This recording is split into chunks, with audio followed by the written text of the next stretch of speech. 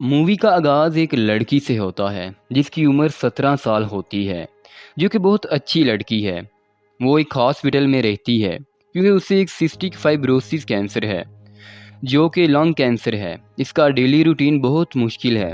वो अपने daily routine को फॉलो करती है क्योंकि वही उसको ज़िंदा रखता है और उसे सरवाइव करने में मदद करता है। इसका एक यूट्यूब चैनल भी है जिस पर वो डेली व्लॉग्स अपलोड करती है, जिसमें वो अपनी डेली रूटीन के बारे में बताती है।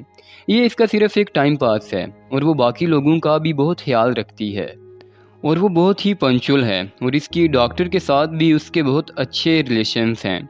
इसका एक फ्रेंड पू है जिसको सेम डिजीज़ है। एक दिन उसको उसकी सारी फ्रेंड्स मिलने आई, फिर उसकी फ्रेंड उससे मिलकर चली जाती हैं। फिर वो जब हॉस्पिटल से बाहर निकलती हैं तो उन्हें एक लड़का दिखाई देता है, विल, जिसको सेम बीमारी है। स्टेला को उसमें कोई इंटरेस्ट नहीं होता, लेकिन विल स्टेला को लाइक करता है। विल इससे बात करने की कई तरीकों से कोशिश करता है। विल को इससे दूर रहने की सलाह दी जाती है डॉक्टर्स की तरफ से, क्योंकि इससे इनमें कोई मेडिकल इश्यूज क्रिएट हो सकते हैं। इसलिए उनके दरमियान 5 फीट का डिस्टेंस रखा जाता है। विल भी उसी के एज का लड़का है जो कि इसके जैसा बिल्कुल नहीं है। विल इससे बिल्कुल अपोजिट होता है। विल कोई भी रूल फॉलो नहीं करता। इसका इन चीज़ों की तरफ बिल्कुल ध्यान नहीं होता जो डॉक्टर की तरफ से बोली गई होती हैं। एक दिन विल अपनी लाइफ से परेशान होकर टेरेस पर चला जाता है। वहीं पर स्टेला उसको अपने कमरे की खिड़की से देखती है कि वो टेरेस पर खड़ा हुआ है। उसको देखने के लिए वो वही टेरेस पर चली जाती है। वो इससे पूछती है कि तुम टेरेस पर क्या कर रहे हो। फिर वो नीचे देखने के बारे में बताता है कि वो इधर से पूरे शहर को देख रहा है, उसकी खूबसूरती को देख रहा है। फिर वहीं से वो अपने थॉट्स बताता है और बताता है कि वो टेरेस पर क्या करने आया है। उन दोनों के दरमियान कई चीज़ों को लेकर बातें होती हैं। फिर वहीं से उनकी फ्रेंडशिप स्टार्ट होती है। स्टेला सोचती है कि विल कोई गलत कदम ना उठा ले, इसलिए वो इसके रूम में जाती है और उसकी डेली रूटीन के बारे में पूछती है। उसे रेजिमेन कहते हैं। उसी के रेजिमेंट देखती है तो उस पर कई तरह के ड्राइंग्स बने होते हैं। स्टेला उससे पूछती है कि ये ड्राइंग किस लिए हैं। विल बताता है कि ये इसका रेजिमेंट है, यानी कि वो अपनी रूटीन को बिल्कुल फॉलो नहीं करता। स्टेला अब सोचती है कि विल को मुझे किसी तरह भी ट्रीट करना होगा। इसको इसकी लाइफ के बारे में अवेयर करना चाहती है। वो इसको इसकी लाइफ के बारे में अवेयर करना चाहती है।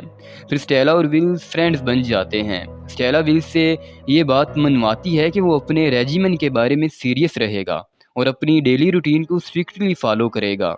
अब वो दोनों आपस में अपने रूल्स और रेगुलेशन स्ट्रिक्टली फॉलो कर रहे हैं और उनकी डेली लाइफ बहुत अच्छी चल रही है। अब वो दोनों आपस में बहुत अच्छे दोस्त हैं। उनकी आपस में कई वीडियोस चैट्स के थ्रू बात होती है और एक वीडियो चैट में विल देखता है कि इसकी दीवार पर अच्छी खूबसूरत सी पेंटिंग लटकी है। विल उससे पूछता है कि ये कौन है। स्टेला बताती है कि वो उसकी ओल्डर सिस्टर एबी है। फिर विल इसकी ओल्डर सिस्टर एबी के बारे में मालूमात लेता है। फिर उसे पता चलता है कि वो अब इस दुनिया में नहीं है। फिर विल स्टेला के बारे में बात करता है और उसे बताता है कि हमारे पास बहुत कम वक्त है ज़िंदा रहने के लिए, हमें अपनी लाइफ जीनी चाहिए। स्टेला विल से कहती है कि शुक्रिया ये मुझे बताने के लिए कि हम मर रहे हैं, बट वो मरना नहीं चाहती। वो अपने पेरेंट्स की लास्ट होप है जो कि अलग हो चुके हैं और वो अपने पेरेंट्स के लिए जीना चाहती है और वो सारे काम करना चाहती है जो इसने अभी तक नहीं किए होते, और तब वहाँ से उठकर चली जाती है। फिर स्टेला का ट्रीटमेंट हो रहा होता है। इस ट्रीटमेंट के बाद स्टेला और विल डिसाइड करते हैं कि वो एक डेट पर जाएंगे, लेकिन अपने दरमियान 5 फीट का डिस्टेंस मेंटेन करेंगे। फिर उनमें नज़दीकियाँ बढ़ती जाती हैं, लेकिन उनमें फासला उतना ही रहता है। वो स्विमिंग पूल पर बैठकर बातें करते हैं और एक दूसरे को अपने स्कार्स दिखाते हैं जो कि निशान हैं। वो बताते हैं कि निशान बहुत ही ज़्यादा गहरे हैं, पर इससे इन दोनों के दरमियान कोई फ़र्क नहीं पड़ता। वो आपस में बहुत इंजॉय करते हैं और अपने उन लाइफ मोमेंट्स को बहुत अच्छी तरह जीते हैं। स्टेला एक दिन विल को सरप्राइज़ देती है कि उसकी बर्थडे का उसके फ्रेंड्स के साथ मिलकर। उसी दिन उसके फ्रेंड्स जो पूग होता है उसकी डेथ हो जाती है। अब स्टेला इसको लेकर बहुत सैड होती है। दुखी होने के बाद स्टेला बाहर निकल पड़ती है अपनी ज़िंदगी को जीने के लिए।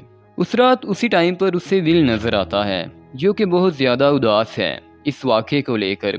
स्टेला विल से पूछती है कि क्या वो इसके साथ चलेगा। विल कहता है कि तुम कहाँ जा रही हो इतनी रात को, ये ठीक वक्त नहीं है बाहर जाने का। स्टेला उसे कहती है कि यही वक्त है।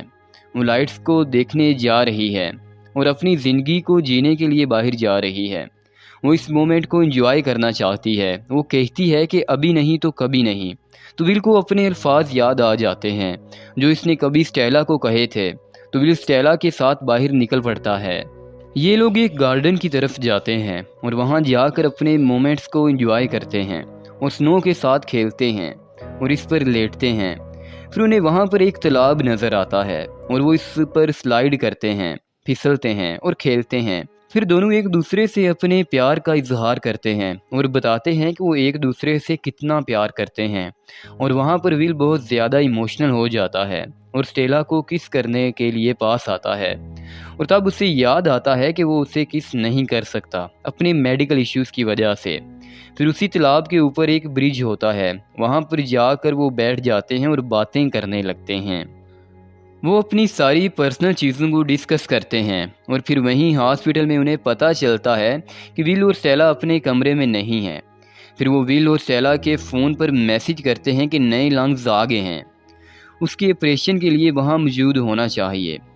फिर विल ये मैसेज पढ़ लेता है और कहता है कि हमें जल्द से जल्द हॉस्पिटल में चलना चाहिए।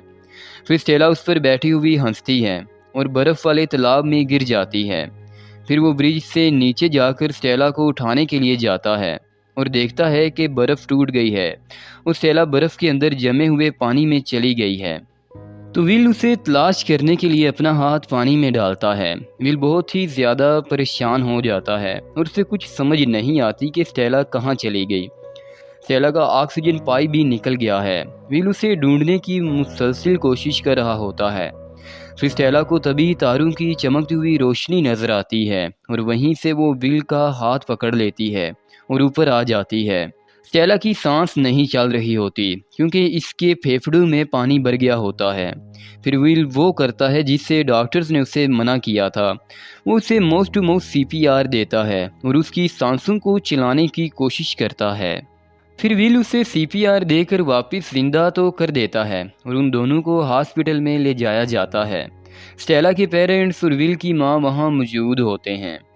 स्टेला लंग्स ट्रांसप्लांट से डिनाई कर देती है, बट विल जो कि दूसरे बेड पर लेटा होता है वो उससे किसी तरह से मना लेता है। फिर जब स्टेला का ऑपरेशन हो जाता है तो विल वहाँ पर आ जाता है और दूसरी विंडो से कहता है कि हर पल जीने के लिए होता है और किसी भी मोमेंट को वेस्ट नहीं किया जाता। फिर वो ये सब कहकर वहाँ से चला जाता है और यहीं पर मूवी का एंड हो जाता है। Friends, thanks for watching. और अगर आपको ये वीडियो पसंद आई है तो हमारा चैनल सब्सक्राइब कर दें और अपनी फीडबैक का इजहार ज़रूर करें। इससे हमें पता चलता है कि आइंदा हमने कैसी वीडियोस अपलोड करनी है। Peace out.